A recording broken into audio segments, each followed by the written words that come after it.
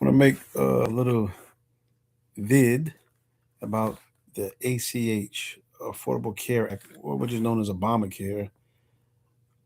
I was listening to this on the radio because I had to go to Home Depot, pick up one of those little tool bags.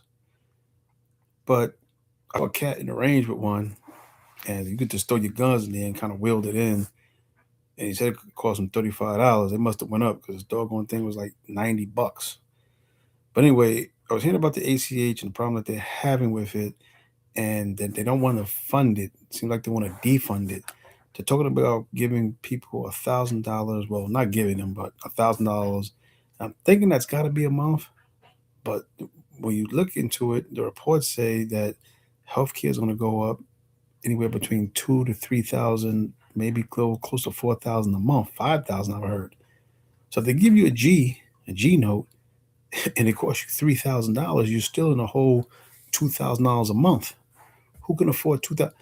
And the problem with the Republicans, they never wanted to do the Medicaid expansion, which, to my little knowledge, is what makes it affordable.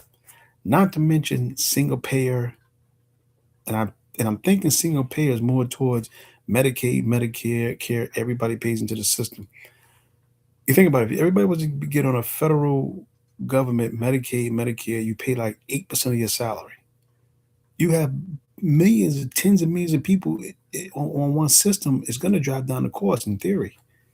I would imagine. Don't not, I'm not spitball. I'm not an expert on this, but they left and had a recess, and they now, from what I understand, Obamacare ACA is like in the wind now. It's kind of in limbo, and people have been doing this Obamacare since what, 2012. So it's been over 10 years, but I always thought that we should have went with a federally funded Medicaid, Medicare, whatever it's called. Everybody pays into the system. You pay 8 to 10% of your salary, whichever is more affordable. And you got like 30, I'm sorry, but 350 million people in one system. Then they say, oh, they can't do that because it's constitutional. It's against the Constitution. It's not against the Constitution because you have these morally reprehensible Republicans that don't want to see. I mean, Democrats and Republicans. There's no difference between the abuse and fraud and the neglect that they do when they serve their people. But I got to speak on this when it comes to the Republicans. When it comes to healthcare, they don't think anybody should have healthcare except for rich people and them. It's absurd. It's crazy. But if you got a good job, good benefits, you got a healthcare. I worked for UPS for a number of years. Some of the best healthcare I had, like a $5 co-payment when I left there.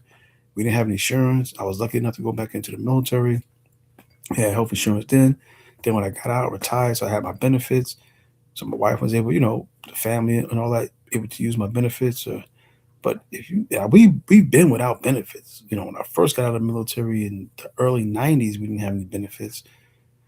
Then when I got left in UPS after a number of years and came down here, we didn't have benefits. So it's a rough deal, man. Not being able.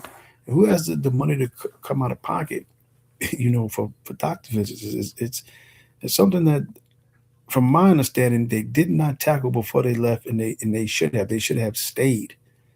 But they have these, as they say, Cadillac policies. I don't even want to get into these politicians, man. It's unreal what they get away with and what we let them get away with. Anyway, that's my little shtick, my little spill shtick. I'll see you guys later. Howdy.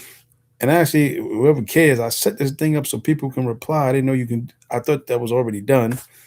So give me a little reply, a little reply comments. Let me see what's on your mind. Anyway, howdy.